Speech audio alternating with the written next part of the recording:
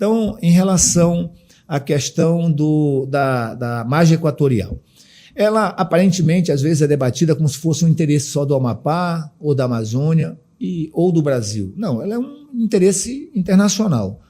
É previsto que a margem equatorial, que vai desde Rio Grande do Norte ao Amapá, o potencial seja até maior do que o pré-sal. E eu acredito nisso porque essa pesquisa lá na região do Amapá ela tem quase 50 anos. Então não é de hoje. Outra coisa, o Amapá talvez seja um dos estados que anda de cabeça erguida em termos de seu compromisso ambiental. Nós somos o único estado do Brasil carbono negativo. Ou seja, nós emitimos menos do que captamos. Então ninguém no mundo pode apontar o dedo na direção da gente em relação à responsabilidade ambiental. Terceiro, a prospecção e futura pesquisa e produção estão a 540 quilômetros da Foz do Amazonas. Não há a menor chance, né, de qualquer situação que ameace a Foz do Amazonas, que vendem muito como bases na Foz do Amazonas. Tá? 500, isso é mais que o dobro, o triplo de pré-sal explorado na região do Nordeste brasileira. Só para você ter uma ideia em termos de distância. E está próximo a poucos quilômetros de base de exploração já nas Guianas.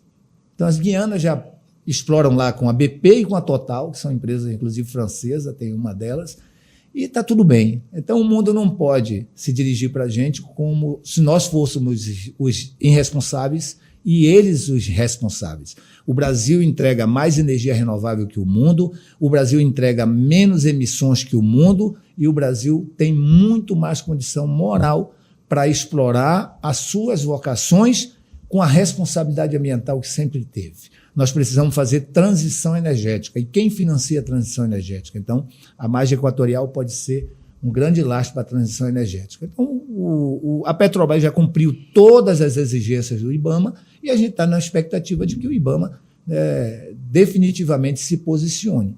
Então, não há óbice nenhum. Já se explora há mais de décadas óleo e gás no centro da Amazônia, lá em Urucum. Ali sim, está no meio, no coração da Amazônia. Nunca houve nenhum incidente. Petrobras é uma das empresas mundiais mais respeitadas em termos de tecnologia e de controle da sua produção. Eu tenho um dado, não vou lhe precisar os números, mas a quantidade de navios cargueiros que passa com cargas altamente poluentes, exatamente nessa corrente onde pode acontecer a exploração de petróleo, são inúmeros, com potencial 2, 3 vezes maior de um problema ambiental. E não há nenhuma dificuldade de controlar isso, o mundo inteiro controla.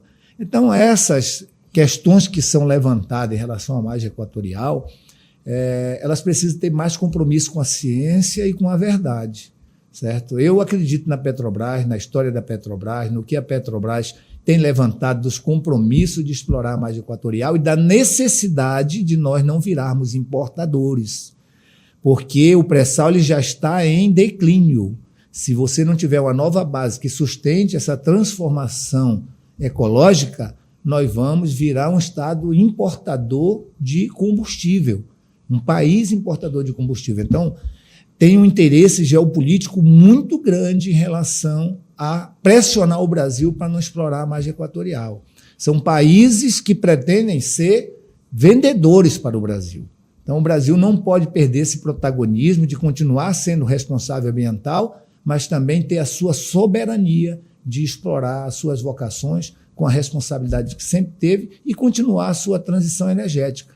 Nós podemos, já somos hoje mais que o mundo em termos de número de energia renovável, e é isso que nós devemos ser no futuro mais ainda. Então, não nos impeçam nisso. Começa o embate primeiro a nível interno brasileiro, mas nós temos uma questão de geopolítica aí muito interessada nisso, e eu confio muito na equipe da Petrobras, o presidente Lula, o ministro Alexandre Silveira, a Magda está muito mobilizada nesse sentido, e que a gente tenha a oportunidade na Amazônia.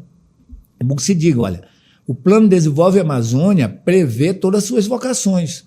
Nós prevemos lá todas as commodities potencialmente vocacionadas na Amazônia. A madeira, a mineração, o gás, o petróleo. Se nós não tivermos política pública para isso, dá espaço para o crime.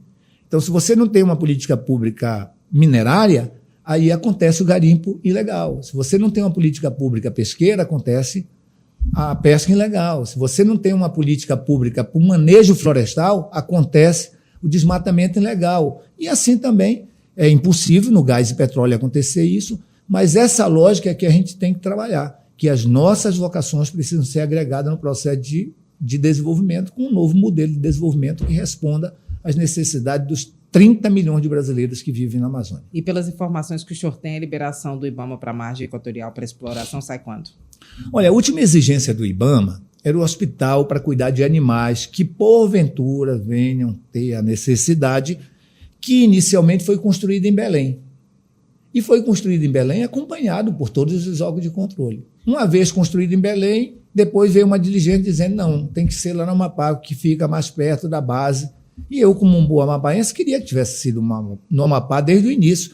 Mas o fato de ter sido em Belém foi acompanhado pelos órgãos que exigiam. O que fez a Petrobras? Assumiu o compromisso de construir esse novo hospital, já está construindo e em março vai estar pronto. Então o senhor acha que em março sai a liberação?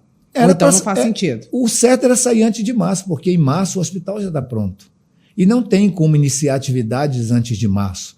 Porque se a Petrobras tivesse o licenciamento hoje, só para fazer a limpeza geral do navio sonda e colocar lá na margem equatorial do Amapá, leva, trabalhando todos os dias do mês, levam 2 a 3 meses para limpar um navio. Tem que limpar ele todo. O navio sonda tem que sair do Nordeste brasileiro limpo, em todos os aspectos, seu casco, retirado todas as situações que existem naquelas águas para levar para as águas do litoral amapaense. Então, só esse processo de limpeza do navio sonda leva mais de 60 dias. O senhor acha que a liberação sai quando?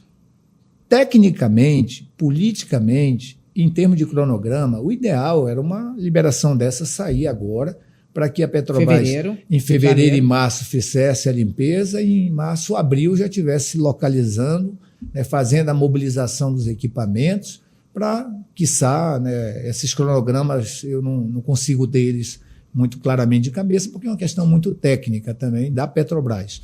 Mas, assim, eu não quero precisar tempo. Né? Eu estou só reafirmando aqui que, pelo que eu conheço, pelas informações que eu tenho, inclusive a semana passada eu reuni com a presidente Magda, em razão do desenvolvimento regional. Então, se eu sou responsável pelo desenvolvimento regional, pela política, pelo plano e pelo programa executivo, eu preciso ter não só da Petrobras, mas de qualquer empresa pública ou privada que opera na Amazônia, que pretende operar em qualquer que seja a área, né, o seu plano de trabalho, o seu plano de investimento, para mim, considerar isso na prospecção que eu faço do desenvolvimento regional. Então, tive uma reunião técnica com a presidente Magda, com a equipe dela e a minha equipe. Hoje à tarde eu volto a reunir com a Petrobras para tratar da política de desenvolvimento regional, considerando a exploração na margem equatorial. Mas eu não estou tratando do calendário, porque essa é uma questão específica da relação entre a Petrobras e o IBAMA. Para resumir, o ideal seria a liberação agora para começar os trabalhos de exploração em março. Isso seria o ideal, mas eu não posso falar pela responsabilidade dos outros. E qual que é a pauta da reunião? Eu estou falando na minha prospecção como um ex-governador de um estado que tem responsabilidade ambiental, que é carbono negativo, que tem autoridade para dizer que nós podemos sim explorar minério, explorar gás, explorar petróleo, explorar a pesca de forma responsável. Então, eu defendo publicamente, porque eu me sinto na obrigação e no dever de assim o fazer, porque o Amapá precisa de ter oportunidade como outras regiões do país e do mundo tiveram, e a Amazônia também. Nós não podemos... O mesmo modelo que existe há 100 anos na Amazônia não resolveu o problema da Amazônia. A Amazônia continua sendo a região que esmaga os piores indicadores sociais, econômicos, de infraestrutura do Brasil. Então, esse modelo de desenvolvimento da Amazônia, que a Amazônia sempre serviu a alimentar com matéria-prima a indústria brasileira ou a indústria mundial, não serviu para diminuir desigualdades na Amazônia. Então, o presidente Lula está muito focado em diminuir desigualdades entre as regiões e intrarregional. e eu sou responsável pela política de desenvolvimento regional. Então, eu tenho o dever de defender as assertivas da ciência, certo? E os modelos adequados que considere as vocações de cada região para agregar o processo de desenvolvimento e melhorar a qualidade de vida da nossa gente.